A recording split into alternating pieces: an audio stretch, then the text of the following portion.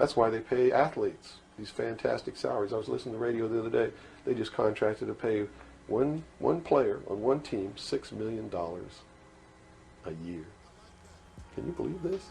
In terms of the way hip-hop has been bastardized and the way it's been turned to push certain agendas, the most obvious one in recent years has been the feminization of men.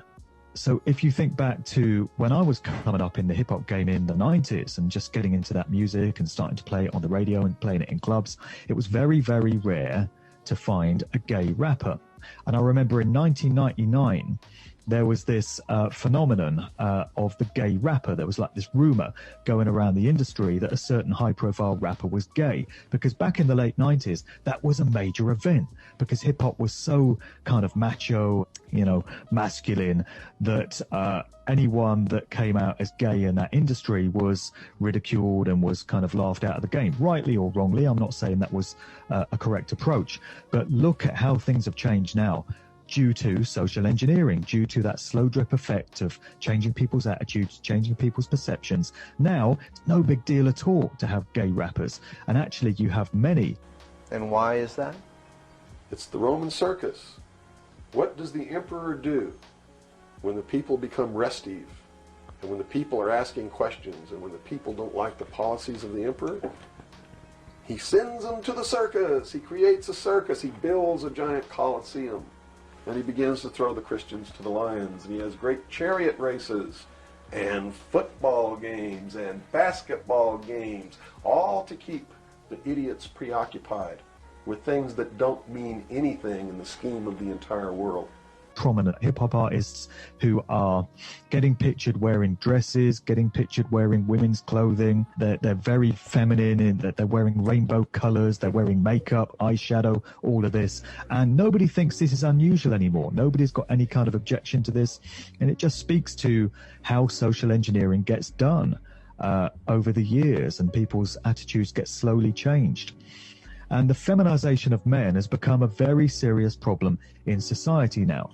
Because if you look at the way this COVID stunt has been pulled off, if the architects of this narrative had tried this one 30 or 40 years ago, I feel that they would have encountered a lot of resistance from armies of real men, militias of masculine men stepping into their true nature and rising up and rebelling against the tyranny that's been dropped on the people, representing the interests of the community at whole, coming together and providing some pushback to what was being done to us.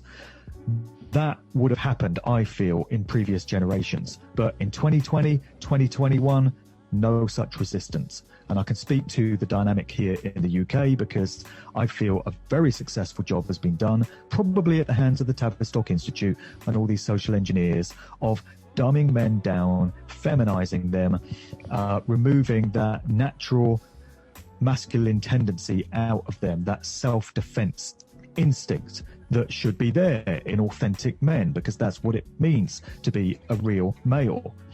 And we've seen very little resistance. There's been no real pushback, and most men have just rolled over and taken what's been dumped on us. And the saddest thing that I see in society is when you see big, stocky men with shaven heads and, you know, tattoos everywhere. And 30 years ago, they'd have been football thugs kicking off on the terraces at football games, you know.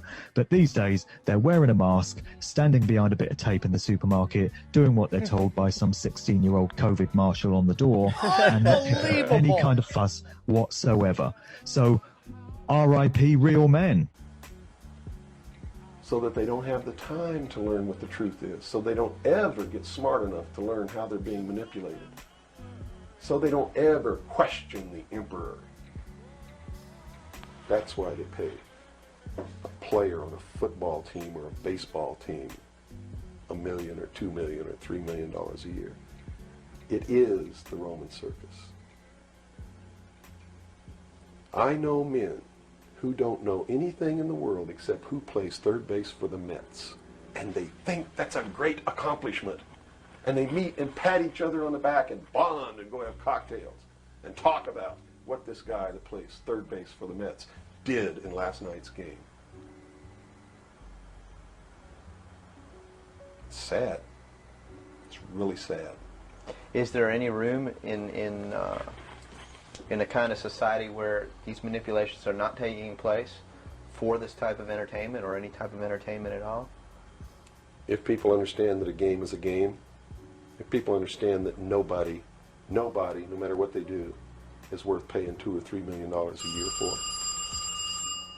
people should be able to get rich if they want to, by the sweat of their individual labor, okay?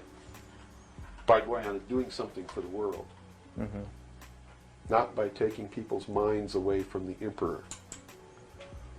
It's a game. Football's a game. Football's a game. But let me tell you something. When 150 of the most powerful men and women in the world can meet in secret in Baden-Baden, Germany, and plot the fate of billions, and nobody even cares about it, but 6 football players go to lunch together, and it's in the headlines across the country, you have a reflection of the society in which that exists. And it is a sick society that is doomed to self-destruction.